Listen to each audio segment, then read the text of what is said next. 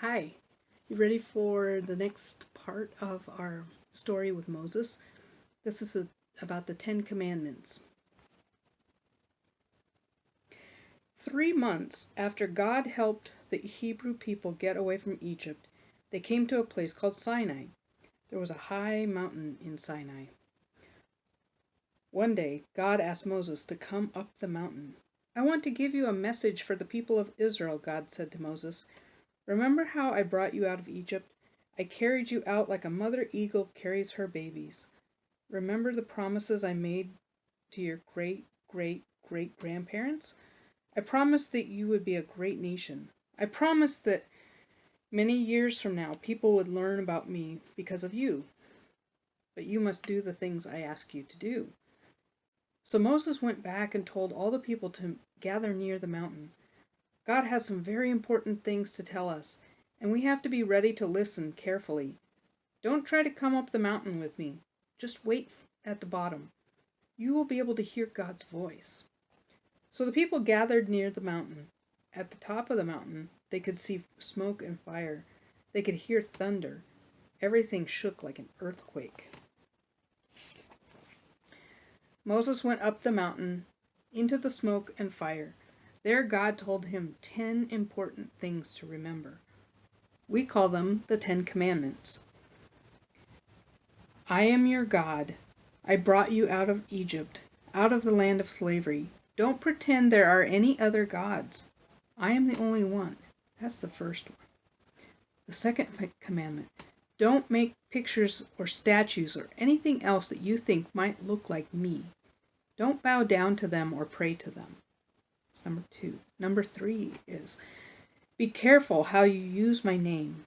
When you speak my name, you must mean what you are saying. Number 4, remember the Sabbath day, the 7th day of the week. Work on the other 6 days. Rest on the Sabbath day and make it a special day. 5, treat your mother and your father with respect. Be good to them. 6, don't kill anyone. 7, don't have sex with anyone you are not married to. 8, don't steal.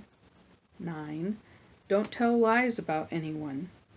And 10, don't wish you had things that belong to other people. The people were afraid when they saw all the smoke and heard God's voice, but they said thank you to God. They were glad to know how to live in God's way. What do you think about these rules? The first rules are all about how to treat God and to know that God is special and to take time to worship God and be with God. And when we call on God to do that in a way that is respectful and is not to hurt other people. Sometimes we wish God would do things to people we don't like or people that have hurt us. But God says, be careful. Don't ask me to hurt other people. That's not something we're supposed to do. I'm kind of wondering, are these easy things to do? To not steal, to not lie, to not want what other people have? That's a hard one. The word we read in the Bible is covet. We are not to covet things of other people. And that means if I see a toy or something special that you have, and I would like to have it for myself,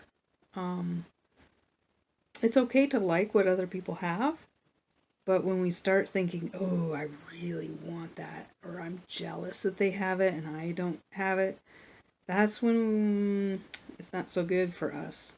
Because that might cause us to want to steal it or to wreck it so that they can't have it. Sometimes things like that happen. So I'm wondering how hard that is for you. I know it's hard for me sometimes when I see that people have things that I don't have. And it's hard for me to love people that I don't agree with, or that I don't, they're mean, or they do things I don't like.